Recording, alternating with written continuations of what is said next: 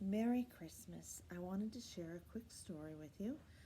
This is a fairly new one to me, but this is a story with artwork by Thomas Kincaid. This is A Child's Christmas at St. Nicholas Circle. So the story was we got this book in 2004, and it came from my daughter Alicia and her husband Sean. And the story was written by Douglas Kane McKelvey. See the beautiful work in the book? The horse with the cottage, and the horse is tied up front. Beautiful snow all around. I know some of you are probably enjoying snow right now. And in the front of the book, it gives you a list of all the paintings that are included in the story, because Thomas Kincaid made some beautiful paintings. He was known as the painter of light. So I want you to notice this first picture.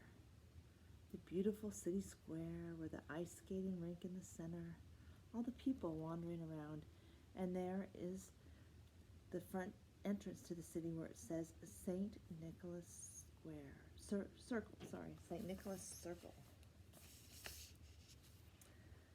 Beside the road that winds through the hills to St. Nicholas Circle, there stands a painted wooden sign engraved with the date December 24, 1918.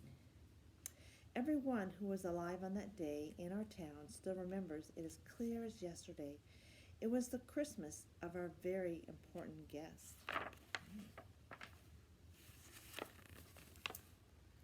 So here's who the story was written by.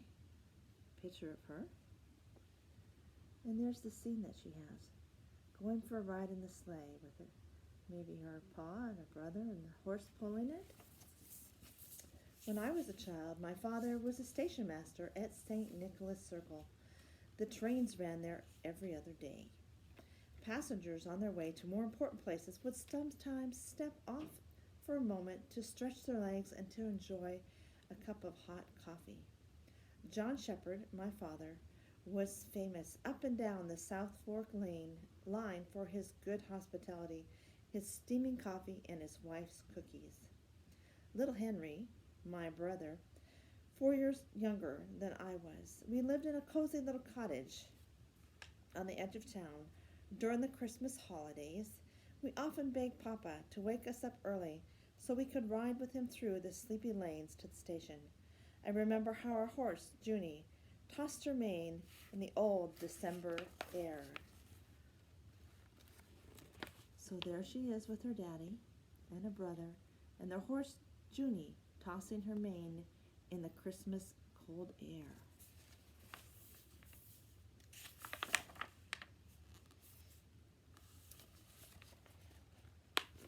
So here we are, coming into town. As we neared the edge of town that Christmas Eve morning, the soft lights of the homes and the churches sparkled through the icicles that hung from the trees. Here and there, people were beginning to stir in the lanes. Papa started singing Christmas carols in a booming voice that would make an angel cringe. "Join in, Kate," he said with a grin, but I was giggling too hard to sing. A light snow was falling when we reached the station. Papa sat down at his telegraph and sent out a signal to check the weather up the line. So here's Papa at the telegraph, tapping to send a message down the line. There's the icy, see how it's so dark, everything's nice and quiet. It's early in the morning when most of the town would still be asleep. Henry and I stayed on the train platform and unwrapped biscuits my mother had packed. A couple of deer stepped up cautiously from the still woods behind the station. They lifted their heads and watched us for a moment before heading to the stream for a drink. "Do you think Mama and Papa bought the doll for you and the drum for me?" Henry asked, blinking. His mouth was crammed full of biscuit. "I don't know," I answered. "I don't know if they could afford them." We finished eating our biscuits. "Katie," Henry finally said as the sky around us lightened up. "What, Henry?" see the deer down at the stream getting a drink of water and the sun peeking around the clouds.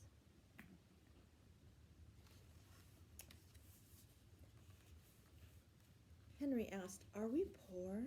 I thought for a moment. "Well, we're not rich or poor. We have a house and food to eat, and Papa has a job." "But I want the drum so much," Henry said, almost crying. "I want the little silver drum with the tin soldier painted on it." "I know," I said. "You want the drum as much as I want the little Maria doll. She was the most beautiful doll in the world, with her red dress and golden curls. But whatever we get, we'll act happy because it will be the best Mama and Papa could buy us, okay?" "Okay," Henry said softly. You see a picture of them talking there? Henry and Katie?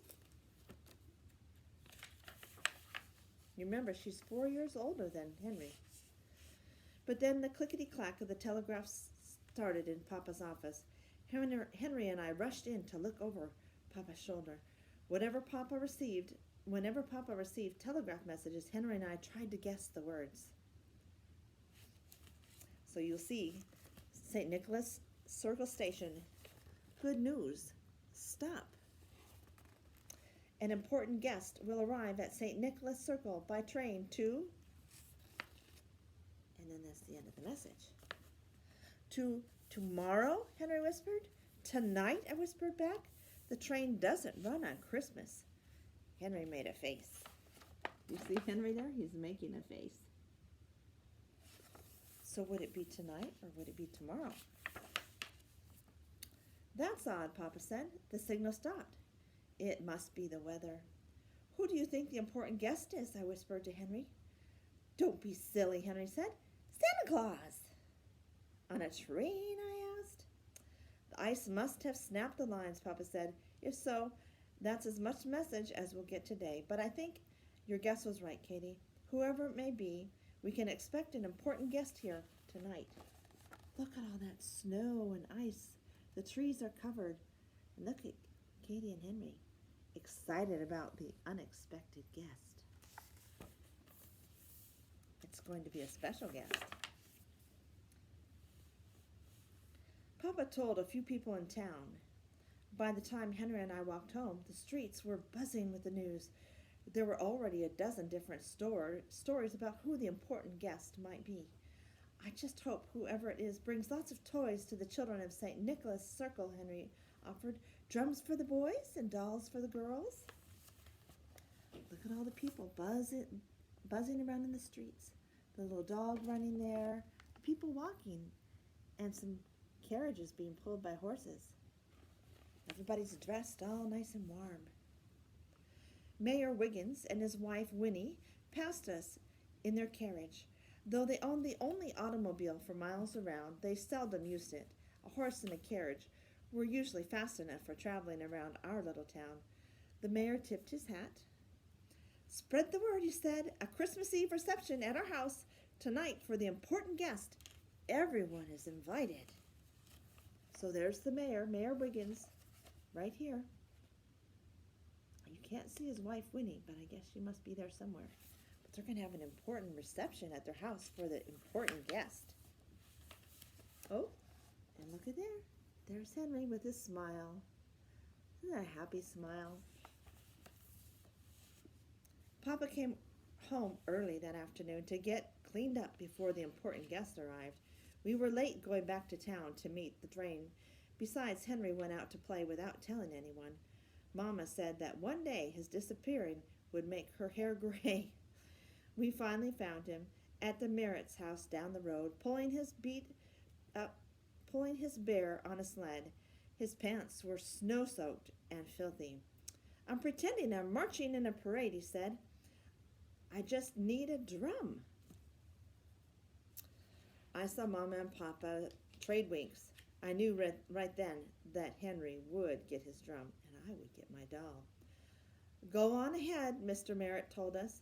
"We'll get little Henry cleaned up and bring him along with us to the reception." So there they are outside the Merritt's house. Beautiful snowman, right? Henry with his sled, dragging his bear. And there's the horse in the carriage. They're all ready to head to town, but Henry's all wet and dirty. They're going to have to clean him up. Mama, Papa, and I arrived just as the train pulled into town. The mayor's treasured car was parked outside, but he, along with half the town, was already crowded into the station. Those left outside mingled near the doors, stomping their feet to keep warm. A few ribbons and homemade welcome signs were visible. The music teacher, Miss Bell, hurried to pass out song sheets. Beautiful streets of the town. There's the mayor's car, and there he is with his hat, lifting his hat to say hello. Carriages passing the car. I squeezed my way into Papa's office and looked out the window just in time to see a suited gentleman step onto the platform. He had a curious air. He smiled at the people standing nearby, yawned, and slowly bent down to touch his toes. Before he had fully straightened up, Mayor Wiggins grabbed his hand and shook it joyfully. "Honored guests," the mayor said, as wild cheers, blinding flashes, and confetti streamers filled the air behind him. "Let me be the first to welcome you. We've so been looking forward to your visit." "Speech! Speech!" everyone shouted to the important guest. It's a picture of the town, picture of the people with their song sheets. I don't know what to say," the man stammered. "Just say you'll allow us the pleasure of your company at a reception in your honor," Mayor Wiggins said with a merry smile. "But the train, my bags," the important guest said. Just then Miss Bell gave a signal.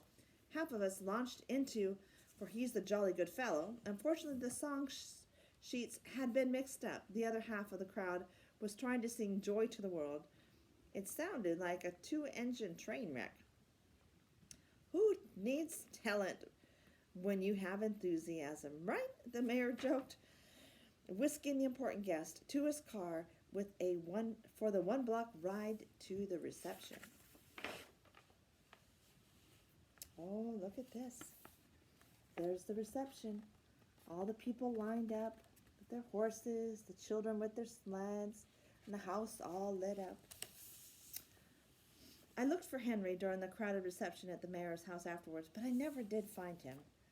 People were coming and going in all the rooms, eating and drinking and chattering about the important guest. "He's very mysterious," said one woman, hovering near a tray of gingerbread. "I'd skip Christmas to know what's in his suitcase." "I helped load his bags into the mayor's car," said a young man standing nearby. "One suitcase popped open. It looked like it was full of a bunch of cleaning brushes." "Is that so?" the woman answered. "How mysterious." Here you can see the people standing around outside the house, ice skating on the frozen water.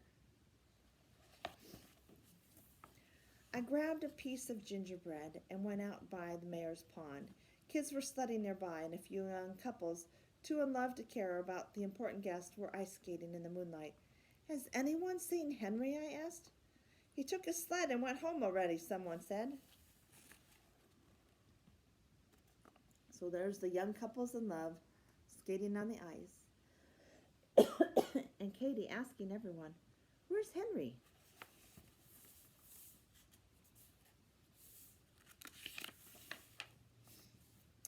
Sure enough, Henry was waiting at the door when the rest of us got home. "Shh," he said excitedly. "The important guest decided to come to our house, and he fell asleep in my bed." See Henry telling them all to shh. There they are, coming up to their house on their sled with the horse pulling it. Mama and Papa looked at one another. "The important guest is staying at Mayor Wiggins," I said. "Nope. He's here," Henry said, racing down the hall ahead of us. "He was standing in the street, and he was so cold I gave him my coat and pulled him here on my sled. He ate a lot. And then I let him sleep on my bed. He doesn't talk, though."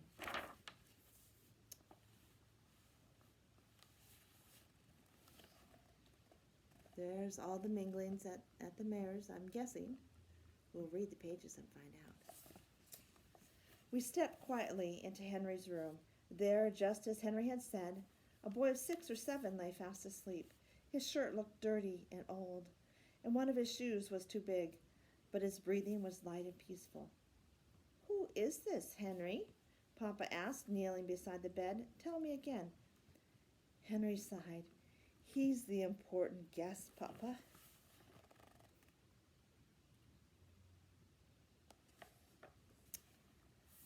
"We need to find his parents," Papa said. Henry furrowed his brow. "He's the important guest, and he's staying for Christmas." "He must have come off the train during the commotion," Mama said, stroking the boy's forehead. "Poor dear, couldn't even talk, just followed all the people into town." See how quiet everything is now? It's nice and dark. There's the church, the horse-pulled carriage, pulling up to it. Papa and I got back into the sled and set out for the nearest telephone. It was in the parson's office at the Ridge Church, a half-mile away. The night felt still and hushed, and very important. When we got there, Papa called the next railroad station down the line while I sat among the sanctuary's flickering candles. "Merry Christmas, Kate Shepherd," Parson Chambers whispered, sitting down beside me. "You know," he said after a while, "that little stranger at your house isn't the only important guest ever to make an unexpected appearance in a small town around Christmas." "But the real important guest is at Mayor Wiggins' house," I said. "The little boy at our house can't even talk. We don't know who he is." "You don't?" the parson said with a feigned surprise. "Well, that's very interesting because I've never seen him. But I think I know a little something about who he is."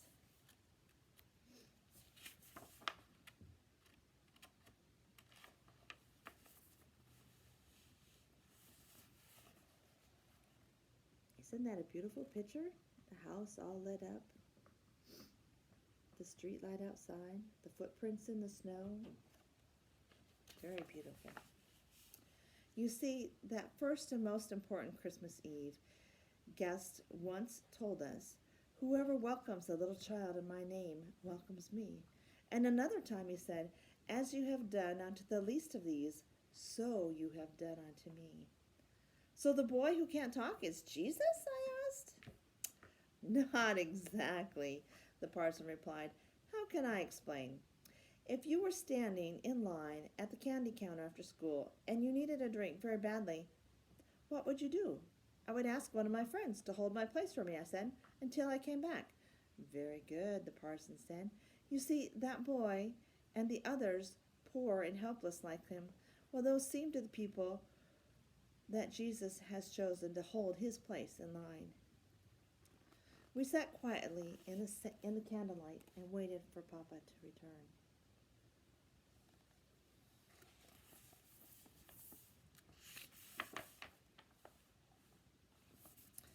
Mama had been right. Papa finally got through to the next station and spoke to the boy's sobbing mother. We learned his name was Matty.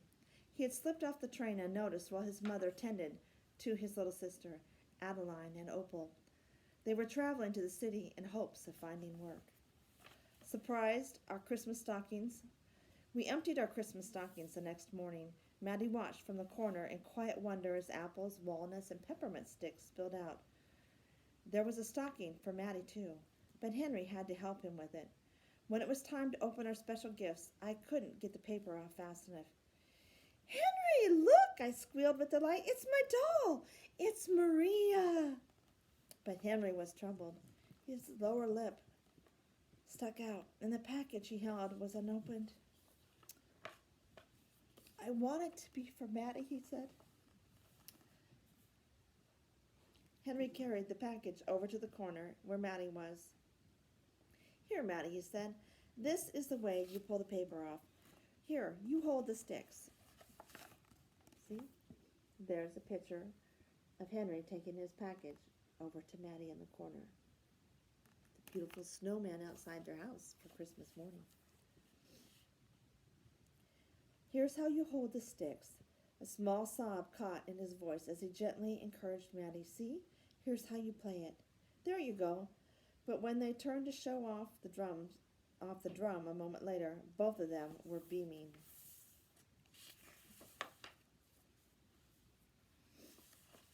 Look at the pretty colors in the wreath and the hedge there. It's all very pretty. There's Katie with her dolly Maria. The Christmas tree all lit up in the background. A minute later, there was a knock at the door. I opened it to find a scared little girl and a woman with a whimpering baby. Their clothes were patched and frayed, and they looked so thin and cold.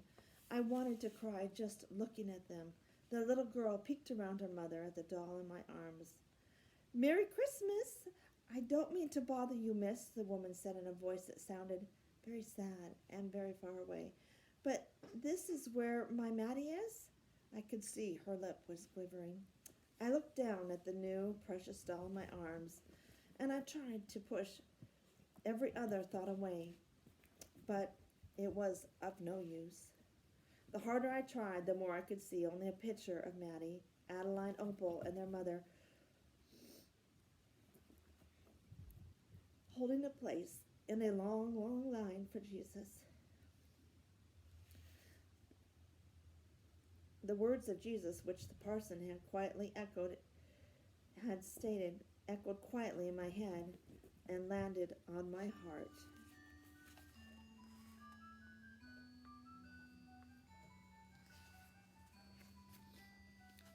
As you have done unto the least of these, so you have done unto me.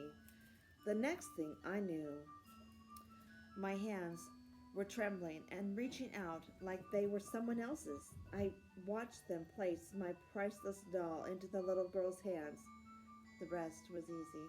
Merry Christmas, Adeline, I said, bending and kissing her on the cheek. Take good care of Maria. She's very special, just like you. Then I turned to the startled woman. Please come in. My name is Katie Shepherd, I said. Merry Christmas. You are a very important guest, and we've been looking forward to your visit. A picture of Katie and her brother Henry. Many years later, our papa passed away. While going through his personal things, Henry and I discovered a rolled-up telegraph message in two halves. One half held a yellowed message as familiar as our own names. The second piece had come several days later, after the telegraph line was repaired. It fit together nearly at the tear. Good news. Stop. An important guest will arrive at St. Nicholas Circle by train. Two dazzle young and old alike, with his feats of juggling and magic. Stop. Don't miss this once-in-a-lifetime chance to see the amazing Mr. Faustus performing January 17th. Stop. There's the telegram. The first part that they read, and then the part that came after the lines were fixed. And there's Katie and Henry.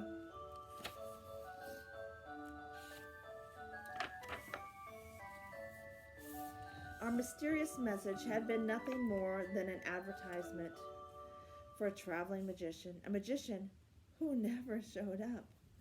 Henry and I never told the contents of the message.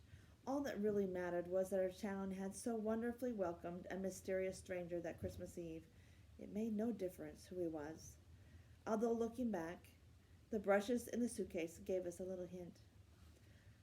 If we had learned that Maddie and his sister were important in the eyes of God, then it only meant sense to believe that the other unknown guest, whether he was the Prince of England or a traveling brush salesman, they were truly important as well.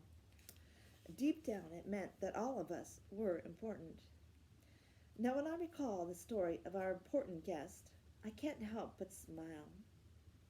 Isn't it nice to think that at least once in the history of the world, an unknown stranger might have stumbled into an unexpected place and received the kind of welcome he always deserved, even if it was by mistake.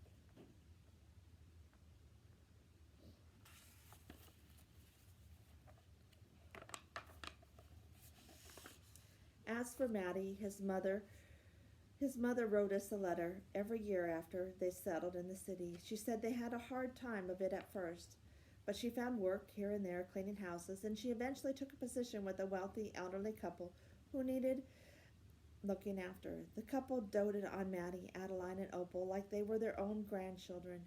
After a month or two, they moved Maddie's whole family into their guest quarters. Once Maddie and Adeline and Opal and their mother managed to visit us again at Christmas time. Maddie stood at our front window for hours, patiently waiting. It seemed like he knew he was holding Jesus' place in line and expected him to come back very soon. I thought about that a lot when we got a letter the next May stating Maddie had died from a sudden fever. In the fall of that year, Mama and Papa and Henry and I took the train to visit Adeline and Opal and their mother. We saw them almost every year after that. See how beautiful the flowers are in May? And their little carriage ride up to the house to visit with Maddie's mom, Adeline, and Opal. I guess I should mention that Henry and Adeline got married and are expecting their third child this June. They live just out of town in a home that Henry built 7 years ago, right after they married, and he became station master at St. Nicholas Circle.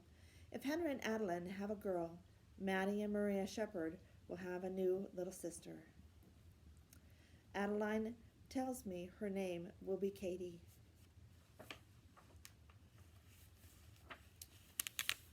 The end. There's the children running up to the train to see their daddy, the train master. Thank you for enjoying this Christmas story with me. I hope that you have a Merry, Merry Christmas. Love you guys.